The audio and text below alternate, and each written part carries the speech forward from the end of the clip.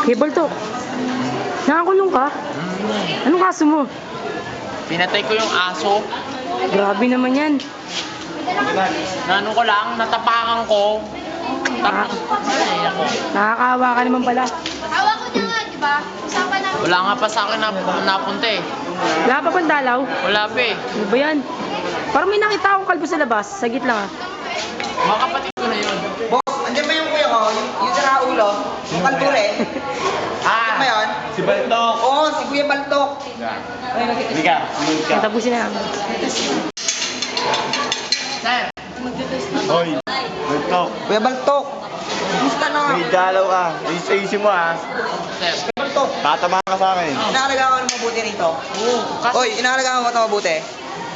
Ayaw ka. Ba't ako tinatanong mo? Ayaw nga pala. Pre, yung kaso mo, alam ko na. ano?